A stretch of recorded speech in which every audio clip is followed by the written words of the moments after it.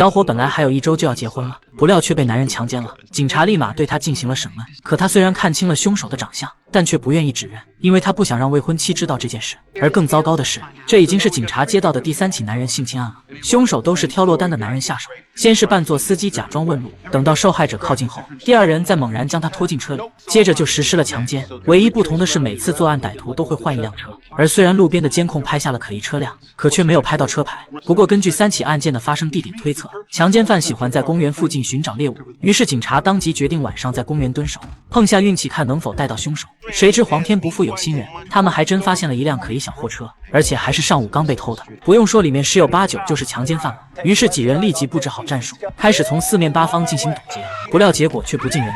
由于本森走错了路，从而导致歹徒成功突围逃了。然而更糟糕的是，小货车还扔出来一名男子，而他当然就是第4名受害者。他的遭遇也同其他人一样。A second man pulled me inside. And then what? They punched and kicked me. They called me names. And then the younger one went up to start driving while the older one raped me. And I heard your sirens. I was hoping you were coming to save me. Obviously not.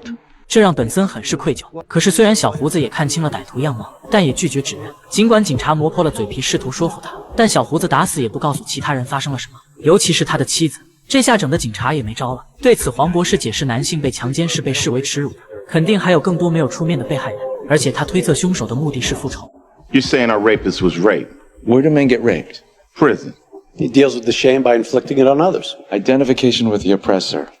I suffered, so I'm going to make others suffer. 大队长相信了这个可能，随后立即指示彻查近期的假释人员，看有没有在监狱里被强奸的，同时加大力度寻找那辆失窃的小货车。而很快就传来了消息，有人发现了小货车，只不过已经被凶手烧成了废铁，没留下什么线索。可不成想，鉴识科技术高超，他们竟在烧毁的易拉罐上找到了指纹，因为高温会把指纹印进铝里，擦都擦不掉。这就好比对了。紧接着，根据系统里的指纹记录，警察找到了嫌疑人，然后强闯进他们家里，将兄弟2人制服了。可谁知想将他们定罪却不是那么容易，因为受害小伙仍是拒绝指认，也不会去作证，他只想把生活重新找回来。因为令小伙崩溃的是，他刚去做了艾滋病检测，虽然目前一切正常，但还需要1个月后再测一次才能确定。可关键是他马上就要结婚了，至今还不确定自己是否染上了艾滋。对此，警察劝他必须告诉未婚妻，让他一起支持你。可是更令小伙羞于启齿的是， When they were doing it, I got aroused. 然而听了这个理由，本森则赶紧安慰，身体会自动反应，你不用在意的。泰勒也加了把劲，鼓励他一定要严惩坏人。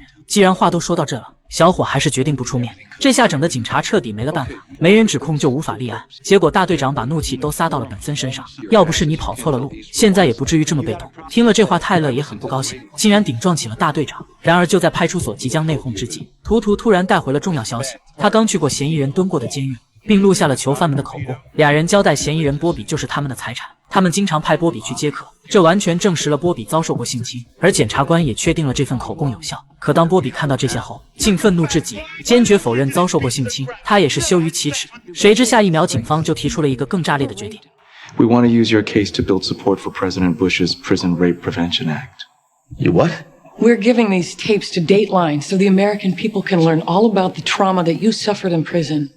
You can't do that. Everybody in the country's gonna know about you, Bobby. And it'll do you a lot of good to speak publicly about your sexual humiliation. 这可把波比吓坏了，这不是要公开处刑吗？殊不知这其实是警方故意吓唬他的。随后就顺势提出了折中方案，只要你去法庭上坦白，到时我们就作证你这是受迫害导致的，然后建议法庭判你在心理诊所服刑，那里很安全的，而且还能得到治疗。听完后，波比顿时纠结了，眼见火候差不多了，警察接着就进行了审问，让他坦白。